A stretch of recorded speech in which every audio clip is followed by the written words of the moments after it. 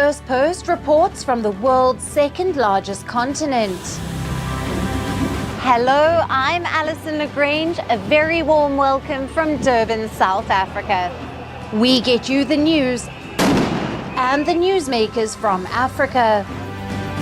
From elections to climate change to innovations and opportunities. As the world's attention shifts, we report from Africa, the heart of the global south. Join me every weekday live on Firstpost.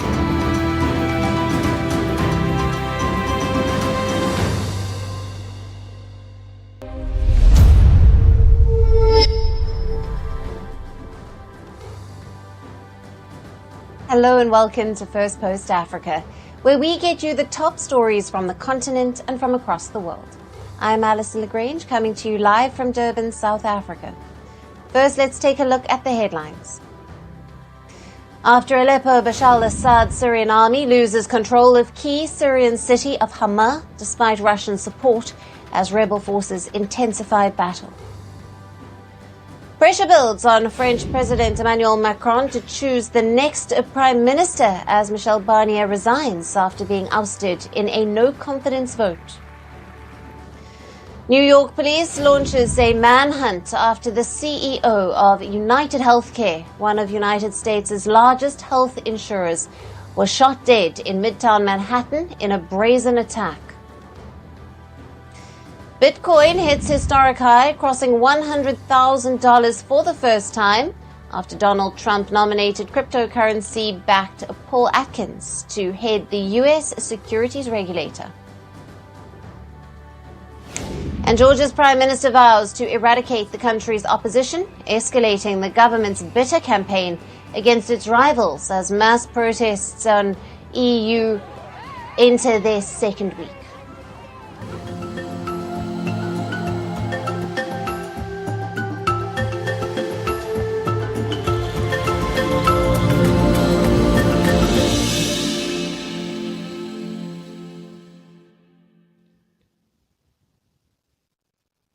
Hello and welcome. We start with Niger in West Africa. The spat between the junta-led Sahelian nation and its former colonial power France is escalating. In the latest, Niger junta has taken control of a uranium mine, which is operated by a French nuclear firm called Orano. The firm says it has lost the operational control of the Somair mine in Niger. The mine is located in Niger's northern Erlit region. The French firm Orano holds 63% stake in the mine, while the Niger government owns around 37%. Now, France managed to secure exclusive access to Niger's uranium supply through various agreements after Niger's independence in 1960. However, French operations in the country have taken a hit after a military coup in the country in 2022, led by General Abdourahmane Tiani. Now, the French firm Orano says that decisions made at Somair's board meetings are no longer being enforced, despite its higher stake.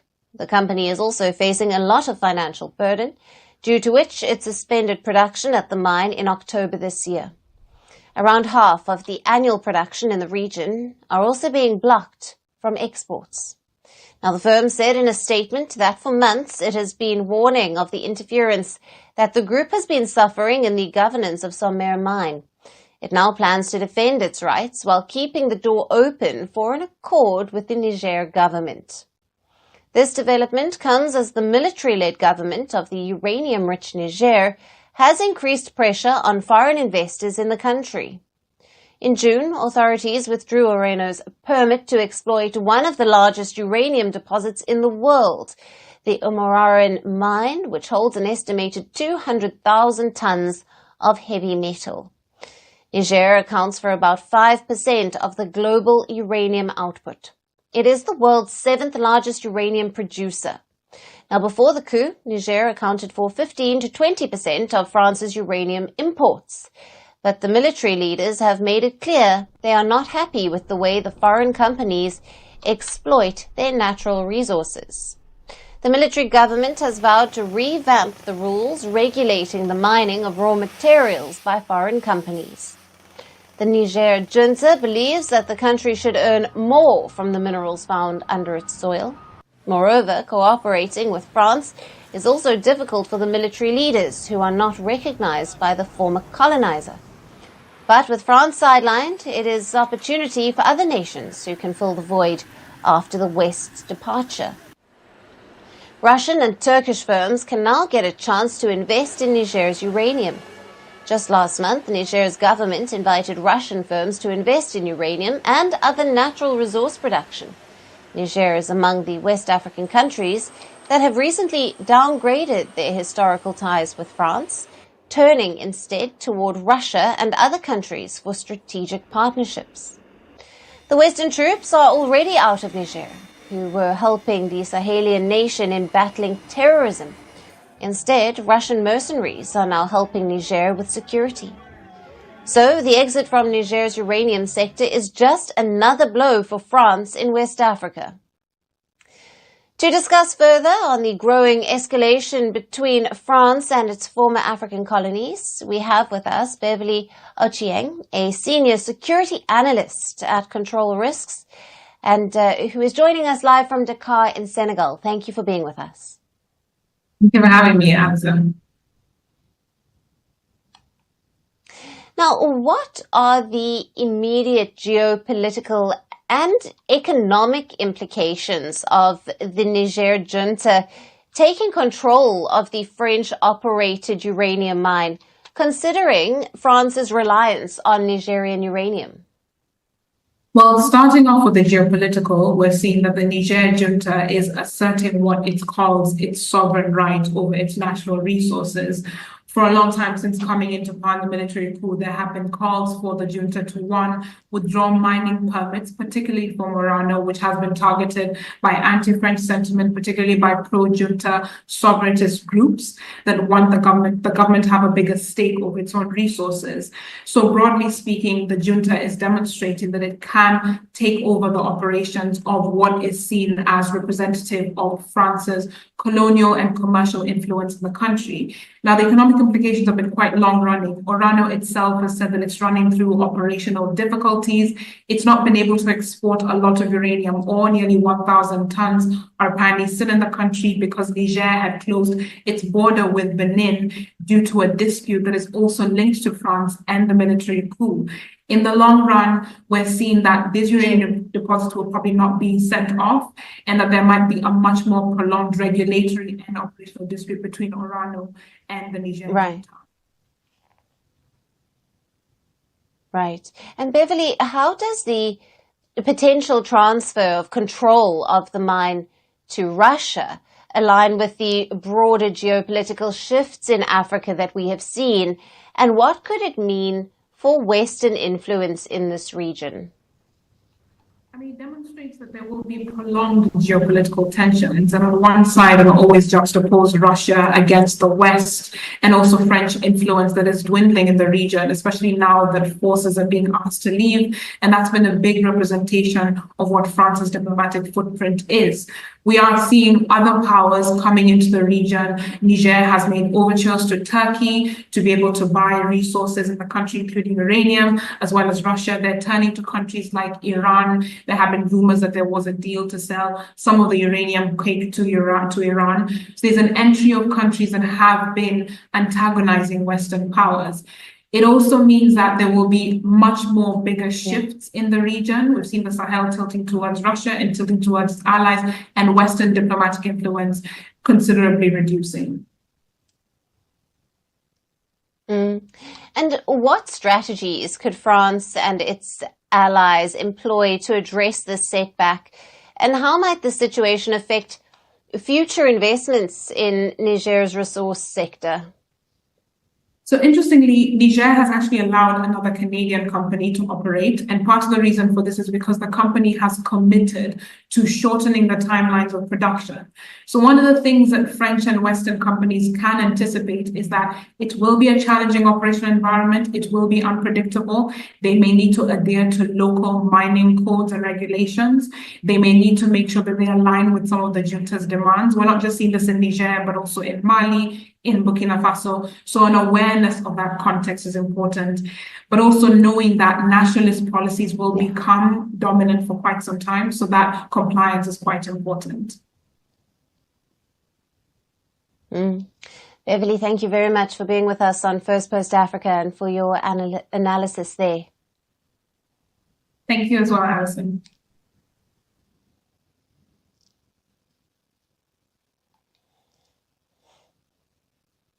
And as the West's influence fades away in Africa, the presence of Russia is quite visible across the continent. In some places, it stands 5 meters tall in the shape of a monument. We are talking about the Central African Republic, or the CAR, that has unveiled a new statue, and it is of Yevgeny Prigozhin, the late leader of Russia's mercenary Wagner group. The 5-meter-tall statue has been erected to honor Prigozhin, who died in a mysterious plane crash last year. Along with Prigozhin, a statue is also built of Dmitry Utkin, who was his right-hand man and was killed along with him. Now, the monument shows Prigozhin in bulletproof clothing holding a walkie-talkie next to his colleague who holds an AK-47 rifle. It was unveiled on Tuesday in Bangui, the capital of the Central African Republic. Now, the ceremony was attended by the country's defense minister and top military officials. A statement by the country's national police said that the monument was part of the bilateral relationship between the Central African Republic and Russia. Now, Russia's Wagner Group, which was founded by Yevgeny Prigozhin in 2014, has been operating in several African nations. But its popularity is a bit more in the Central African Republic after Prigozhin's death, and the group has been rebranded as the Africa Corps, but not in the Central African Republic, where they continue to be known as the Wagner. Now, Wagner troops were first deployed in the Central African Republic in 2018 on an invitation of the President Faustin Archange Touadera, and the Wagner subsidiaries had then won contracts to operate gold and diamond mines in the country. As per reports, around 2,000 Wagner fighters are deployed in the country. Russian military instructors have supplied the Central African Republic's army with weapons, trained soldiers to fight rebels, and served as bodyguards. In September, a Wagner commander was also appointed as the president's security advisor. The Central African Republic's president has defended Wagner's continued presence in the country. He says that the group has liberated much of the country's territory from rebels. While the leaders see the Wagner leader as an honorary figure, some in the country share the same sentiment and some do not. The other African countries absolutely must see this, to understand that the Russians are the future of Africa and that they have come to the Central African Republic to help the government. I'm with them all the way. We need to develop the Central African Republic and not create a statue of a man we don't even know. What kind of history has he left in the Central African Republic? That's the question too. What kind of history did he make? Since gaining independence from France in 1960, the Central African Republic has experienced decades of violence and instability. It remains as an active ground for rebels and insurgents. Violence has subsided in recent years, although fighting does still occasionally erupt between rebels and the Wagner-backed National Army. Critics say that President Touadera's government is supported by the Russian mercenaries in exchange for exploiting the country's resources. But it's not just Central Africa, but Russia's presence is expanding throughout Africa and is visible in the form of not just soldiers and their monuments, but Russian flags, graffiti, art, and culture.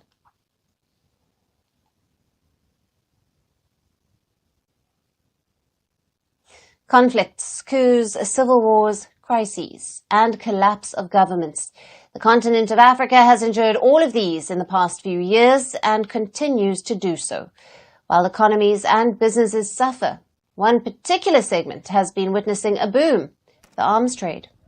The influx of arms and mercenary supplies in Africa have played a crucial role in shaping the continent's security landscape. Hence, there have been growing calls for stricter regulation of the arms trade in Africa. Currently, it is dominated by the Big Five: Russia, China, the United States, France, and Ukraine. Before we get to the exporters of arms to Africa, let's first take a look at Africa's consumption of weapons. In 2023, Africa's total military spending reached $51.6 billion, an over 22% increase from 2022, and a 1.5% rise compared to 2014. Sub-Saharan Africa contributed $23.1 billion to the total in 2023, reflecting an 8.9% increase from 2022, but a decline compared to 2014. The increase in military spending in 2023 was largely driven by Nigeria. The country is West Africa's largest military spender. It saw a 20% rise in its defense budget. Meanwhile, the Democratic Republic of Congo recorded the world's largest percentage increase in military expenditure. It doubled its spending by 105% to $794 million. Sudan was next on the list of highest global percentage increase in defense spending. It raised its spending by 78% to $1.1 billion. This came after a staggering 108% increase in 2022. Now, the surge in military spending in these African countries comes amidst the escalating internal conflicts and security challenges. On your screen now are Africa's 5 biggest importers of military arms between 2019 and 2023. The first is Nigeria, accounting for 16% of the total imports. Angola and Senegal followed closely with 9.2% of the total imports. Now, these top 3 countries collectively account for over 34% of the total arms imports in Africa. Fourth is the junta-ruled Mali with 8% of the imports, and the fifth is Uganda, accounting for 5.6% of the imports. Circling back to the key suppliers of arms to Africa, China is emerging as the biggest one. From historic friends to future partners, China has been signing arms deals with countries across Africa. Beijing has been selling arms to African countries at cut prices. Not just this. With it, China has also been offering military training and cooperation for forces in African countries. Whether a big budget or small, China has ensured that it has an attractive proposition for its diverse list of African clients. Chinese weapons include drones, rockets, artillery, armored vehicles, firearms, ammunition, missiles, aircraft, space systems, and radars. China even eclipsed Russia as the largest exporter of arms to sub-Saharan Africa. The rapidly deteriorating landscape in the region prompted China to step up its game. During the 2024 summit of the Forum on China-Africa Cooperation, African leaders had gathered in Beijing. China has been the continent's largest lender, but in the past few years, it has redirected its strategy to be a security power in Africa and not just an economic one. So at the summit, Beijing pledged $50 billion to Africa for the next 3 years, with $140 million dedicated to security cooperation. Russia, on the other hand, that had been the leading arms supplier to sub-Saharan Africa, saw its share decline. This has primarily been due to international sanctions amid its war with Ukraine and the need to support its armed forces on the front line. Moscow's botched invasion of Ukraine also impacted its image of military might. Though the picture may seem bleak, Russia still has cards to play. Moscow still remains a partner of choice for the junta-ruled states in West Africa and other authoritarian regimes. It enjoys deep trust and cooperation for security in Mali, Burkina Faso, and Niger. Despite a setback in sub-Saharan Africa, Russia and the United States still remain the top arms suppliers across the continent, accounting for 40% and 16% of the share respectively. China ranks at third at 9.8%, followed by France at 7.6%. However, Beijing seems to be far outpacing its rival in the race as it emerges as Africa's new security guarantor.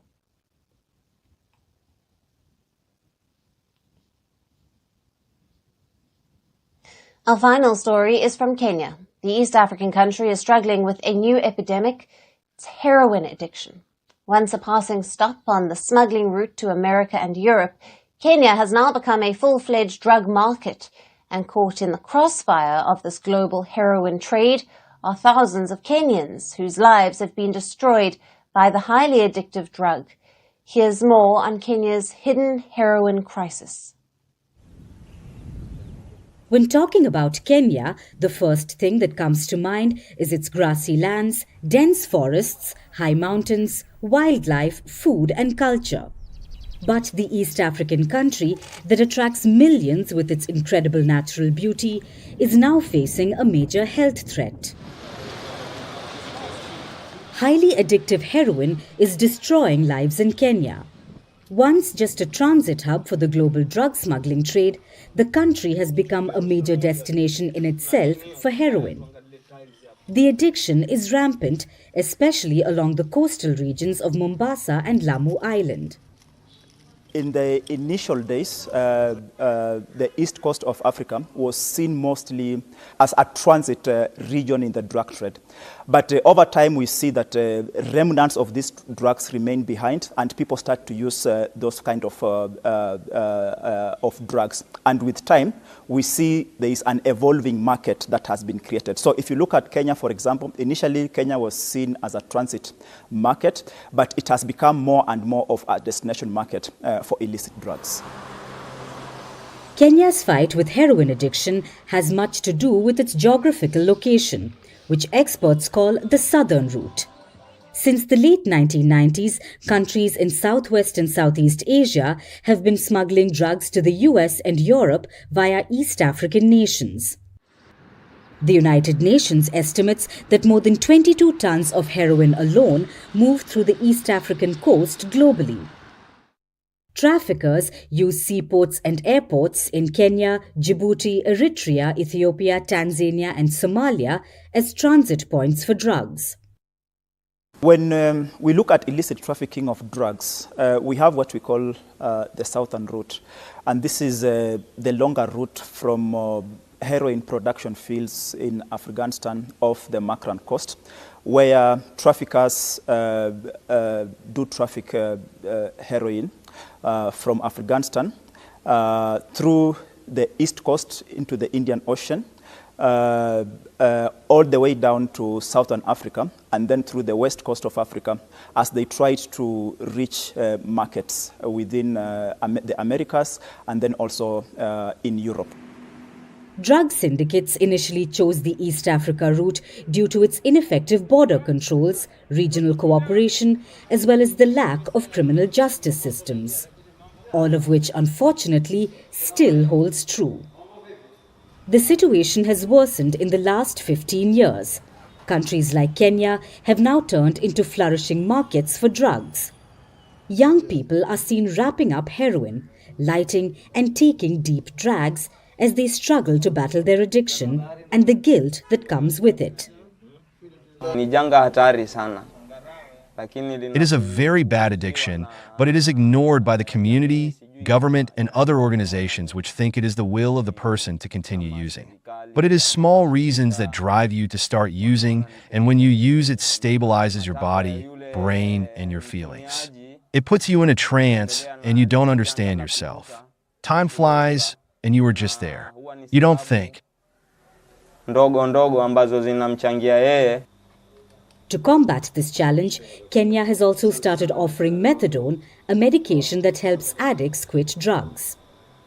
It is a very big challenge to us, and we've tried several means to deal with or to come about the use of drugs. So we started to have the methadone clinic. According to the Kenyan Health Ministry, around 27,000 citizens either inject or smoke heroin, although global NGOs say the figure can be much higher. And with $160 million worth of heroin coming into the Kenyan market every year, the number of drug addicts is expected to grow even faster. And that's it on the show for today. We will see you again tomorrow at the same time. Thank you for watching, and goodbye.